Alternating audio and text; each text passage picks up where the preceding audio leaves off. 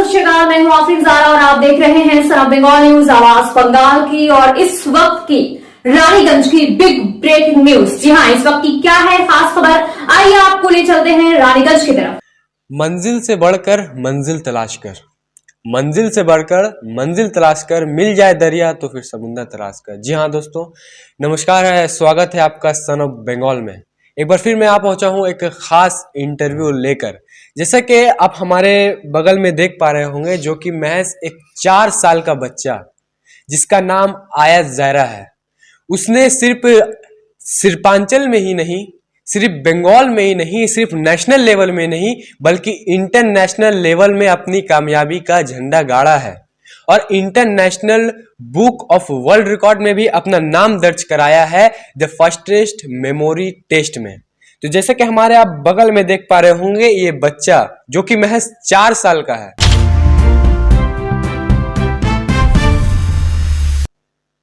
इसने अपना नाम जो है इंटरनेशनल वर्ल्ड रिकॉर्ड में अपना नाम दर्ज कराया है। और हमारे बगल में जो आप देख पा रहे होंगे कि हमारे साथ उसकी मम्मी और उनके पापा जो है जुड़ रहे हैं। आइए हम बात करेंगे उनकी फैमिली से। लेकिन एक बात मैं आपको बता दूं कि ये जो इंटरनेशनल वर्ल्ड रिकॉर्ड बुक में जो इनका नाम दर्ज हुआ है, ये रानीगंज वासियों के लिए बहुत गर्व की बात है। और आइए हमारे साथ जो आज जुड़ रहे हैं उनकी माँ सैदुल निशा खातून और उनके पिता नूरुल इस्लाम। आइए हम उनसे बात करेंगे और जानेंगे कि अब तक का इस महज 4 साल के बच्चे का अब तक का सफर कैसा था। तो सबसे पहले तो स्वागत है आप लोगों का हमारे चैनल सन ऑफ बंगाल में। अल्हम्दुलिल्लाह। तो मैडम ये बताइए कि अभी तो ये लगभग महज 4 साल का है, तो अब तक का इसका सफर कैसा था, कितनी कठिनाइयों भरी था? হ্যাঁ, সেটা ঠিক কথা। মানে প্রত্যেকটা সফরই তো কঠিন হতেই হবে, কারণ ওর আড়াই বছর থেকে মানে একটা কঠিন পরিস্থিতি, মানে ভালো হার্ডওয়ার্কের মধ্যে যাচ্ছে। আর ইন্ডিয়া বুক অফ রেকর্ডে গত বছর ও র্যাঙ্ক করেছিল। ইন্ডিয়া বুকে সবাই নাম দিতে পারে, কিন্তু ওর র্যাঙ্ক 1 ছিল। এবারে গেছিলো ইন্টারন্যাশনাল লেভেলেও খুব ভালো, যেটা ইন্টারন্যাশনালে ওই একমাত্র আছে লেভেলটা 1 র্যাঙ্ক করেছে। আর আমি যে এখান থেকে গেছি রানীগঞ্জ ধানডাড্ডি গ্রাম থেকে গেছিলাম, যেহেতু সেখানে প্রচুর পরিমাণের আমার মানে কি বলবো নাম বা একটা ট্যালেন্ট আছে এর মধ্যে 100%, যেটা বিশালভাবে। সেটা আমি ওখানে গেছিলাম, তো মিস ইন্ডিয়া ছিলেন আর পঙ্কজ ভিক, যিনি পুরো এটা পরিচালনা করেন। আর তাছাড়া সব দিকটাই ওর ট্যালেন্ট আছে, সব শুধু একটা দিকে নেই, ওর যোগা থেকে স্টার্ট করে সমস্ত দিকটাই ওর ভীষণভাবে ট্যালেন্ট আছে। আর সেটাকেও যেভাবে প্রস্তুতি আমি নিই সেটাও সাকসেসফুল করে। এটা নিয়ে কোনো মানে বলার কিছু নেই, আমার ভাষা নেই আর কি।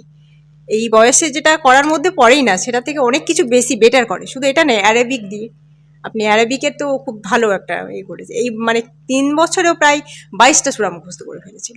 তা এখন তো 4 বছর সবসময় বেড়েই যায়। তারপরে এখন করেছে মেডিকেল সিস্টেম, যেটা 39 second 51 pictures medical system, different types, যেটাতে এইবারে ইন্টারন্যাশনাল যে রেকর্ডটা করেছে সেটাতে সত্যি সবারই খুবই গর্ব। আর আমি যেখানে অ্যাওয়ার্ড শো ছিল পাঞ্জাব অমৃতসরে, সেখানে গেছিলাম, তো সেখানে সত্যি গর্বের, আমাকে ভীষণভাবে মানে গর্বিত হয়েছি।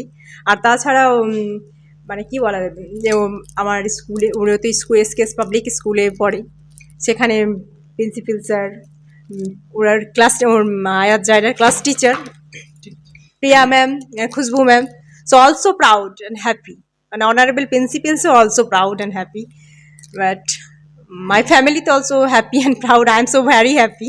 ये तो होगी, जब रानीगंज वासियों को इतना गर्व हो रहा है तो उनके, आप तो उनके फैमिली है, आपको कितना गर्व होता होगा।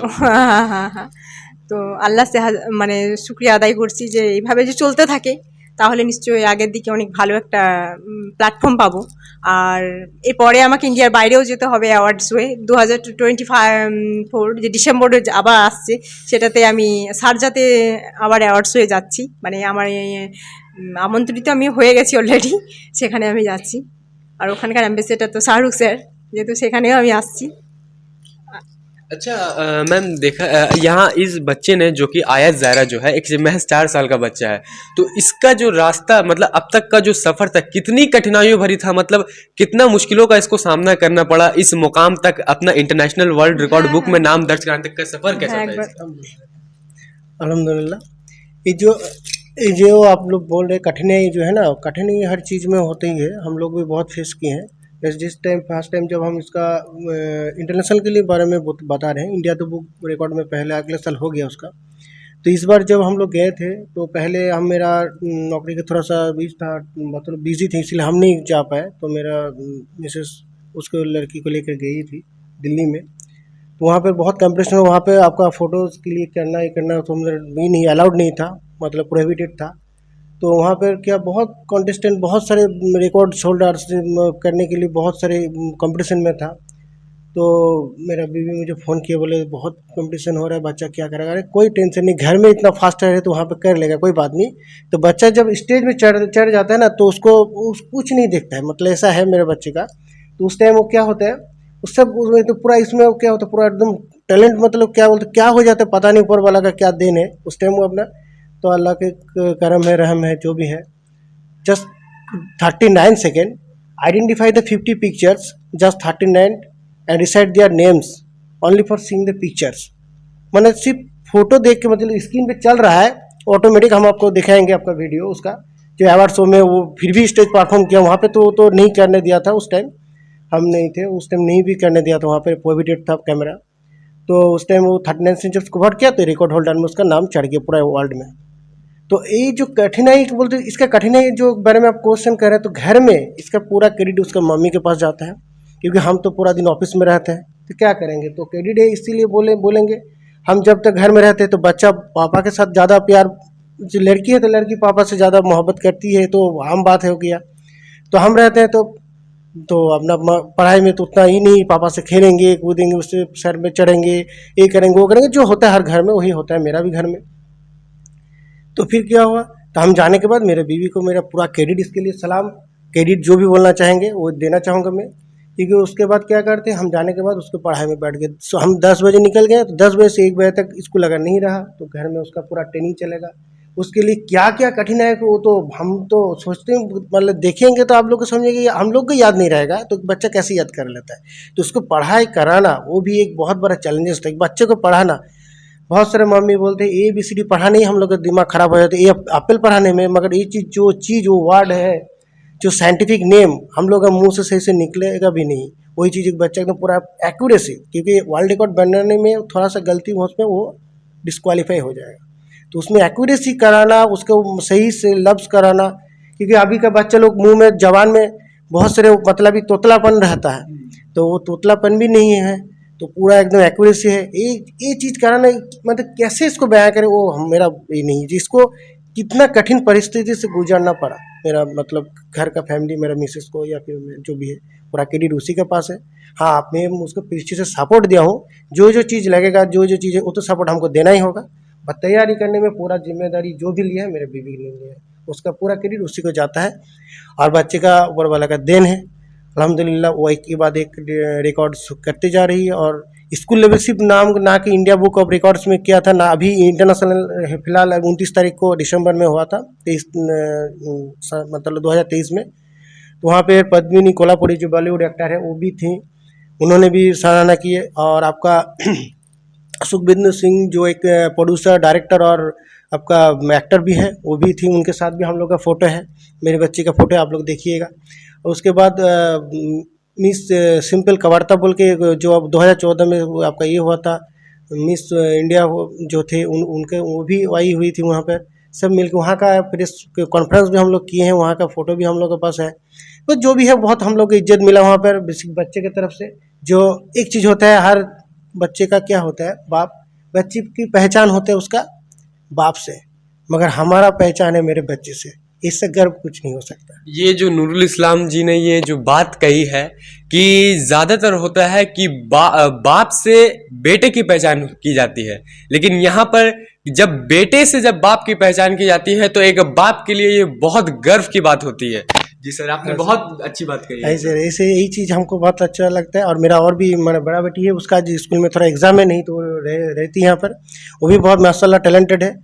तो अभी उसको हाइड करके रखा हुआ है, क्योंकि हम लोग देखिए हर चीज़ की मतलब सोना खदान से मिलता है, सोना दुकान में मतलब शो किया जाता है, हम लोग खरीदते हैं, मगर असल चीज़ तो खदान से, तो खदान से निकलने का वो पहचानना, कहाँ सोना, एक खदान में सोना मिलेगा या नहीं मिलेगा, वो निकलने वाला कारीगर बाप माँ ही होता है, कोई नहीं होता है।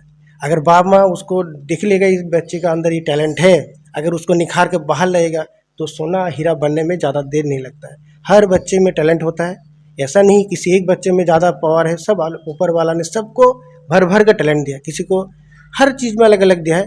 तो उसको सिर्फ देखना है। मैं सब माता पिताओं से ही कहूँगा मेरा तरफ से कि बच्चे के अंदर जो टैलेंट है उसको पहचानने का जिम्मेदारी उसका मम्मी उसका पापा के पास है, और उसका गाइडेंस उसका टीचर्स को देना है और उसका मम्मी पापा को भी देना है।